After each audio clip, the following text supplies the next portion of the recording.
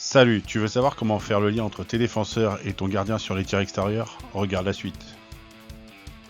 Tu veux savoir comment faire? Voici le thème de la séance. Créer du lien entre ton gardien de but et tes numéros 2 de défense sur les tirs externes. Dans quel contexte? Une situation de renforcement de ton projet de jeu. Un groupe important, un seul gardien, voire deux. Le matériel à prévoir. 4 jeux de chasuble pour faire 4 équipes. Des lamelles souples pour pas glisser. 4 cordes ou rubans ou élastiques pour couper le but. Tu veux savoir comment? Objectif de la situation.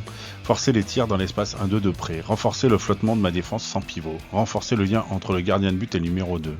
Objectif de l'animation. Permettre à tous les joueurs de jouer les différents rôles. Permettre au gardien de but de pouvoir s'entraîner sans être trop ou pas assez sollicité. Permettre au gardien de s'aider du défenseur pour agir. Mise en place du matériel. Pour les joueurs.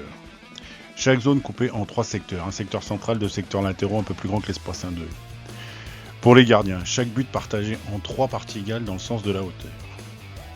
Mise en place des joueurs. Tout le monde joue au but et le gardien joue sur le terrain. 4 équipes de couleurs différentes. Analyse pour les gardiens et l'entraîneur. Type de situation dans le jeu. Type de travail, lecture. Mode de jeu sollicité sur une échelle de 5. Réactif, pas sollicité. Anticipateur, peu sollicité. Protecteur anticipateur, fortement sollicité. Provocateur inducteur, moyennement sollicité. Analyse de l'activité du gardien de but. Ce que le gardien de but doit vivre. Le gardien va se placer devant le but en visualisant toujours 2 parties du découpage du but comme repère dans son œuvre. Il doit comprendre que son placement doit se faire le plus tôt possible et qu'il doit prendre le plus de place possible. Il peut ainsi se percevoir dans différents modes de jeu selon qu'il ferme le premier ou le deuxième poteau. Ce que je dois voir chez le gardien. Le gardien qui varie ses placements avant le tir, selon le tireur et le sens du saut. Il expérimente le mode de jeu. Le gardien qui s'appuie sur l'action du défenseur pour définir son placement. Il regarde la situation générale de la balle avant le saut du tireur pour s'aider. Le gardien qui se positionne sur l'axe centre de la balle, centre du but pour fermer le côté bras. Ce que je peux faire pour rendre la situation plus efficace. Si les buts sont trop faciles à mettre, je réduis les espaces latéraux pour jouer sur l'angle de tir avec la direction du porteur de balle. Je rajoute un défenseur pour que la pression défensive se fasse plus tôt. Si les buts sont trop durs à mettre, je peux agrandir les espaces latéraux. J'ouvre l'angle de tir et rend l'accès au tir plus facile. Je peux autoriser les tirs à une main. Ça libère les épaules et les choix de tir. Ou je me positionne pour bien voir. À côté du but pour échanger avec le gardien sur son placement. Ça, c'est la diapo suivante. Derrière le but, pour vérifier le placement du gardien par rapport à l'axe centre du but, centre de la balle, et si le gardien ne joue pas hors du but. Ses épaules doivent tourner autour de l'axe du but. Sur le terrain, pour observer le regard du gardien de but et son action avant le tir. Ce que je peux dire au gardien pendant la séance pour qu'il progresse. Qu'est-ce que tu regardes avant que le joueur ne saute pour tirer? Comment il joue son duel? Est-ce que le défenseur t'a aidé avant le tir, s'il a contrôlé l'attaquant? Si oui, comment et pourquoi ça t'aide? Ça gêne l'organisation des épaules parce qu'il ralentit l'attaque. Sinon, peux-tu inciter le défenseur à t'aider? Lui qui est sur tes repères, l'encourager.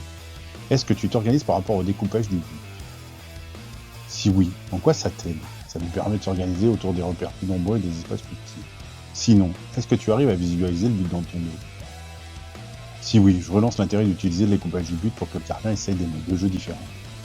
Sinon, j'envisage des situations de travail devant le but pour qu'il se repère, du travail entre les poteaux. Est-ce que tu as réussi à définir des impacts de tir selon la direction du saut du tireur, les tirs possibles et les tirs probables? Organisation des joueurs et ce que l'entraîneur doit voir. Ce que vivent les joueurs. Consigne de jeu. Vous jouez des temps de jeu de 3 minutes, variables sous forme de tournoi à élimination directe.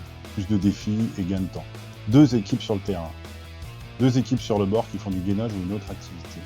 Chaque équipe a un gardien de but qui n'attaque pas, qui change quand il souhaite en accord avec son équipe. Vous défendez à 4 défenseurs contre 5 attaquants, ça laisse plus de place.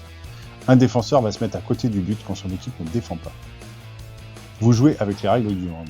S'il y a un but, on engage du milieu de terrain en moins de 15 secondes pour prendre le repli défensif de vitesse et marquer dans l'espace à 2 points.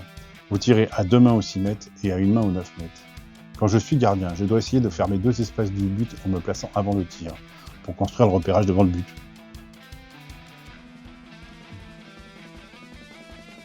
Le comptage des points. Un but sur les extérieurs, 1 point. C'est pour inciter les défenseurs à pousser la balle à l'extérieur. Un but au centre, 2 points. C'est pour forcer les attaquants à attaquer au centre. Un arrêt de gardien, 1 point. Pour donner de l'importance dans le lien action du défenseur, action du gardien. Chaque groupe compte ses points. Ce que je dois vivre sur le terrain. Ce que je dois voir sur le terrain.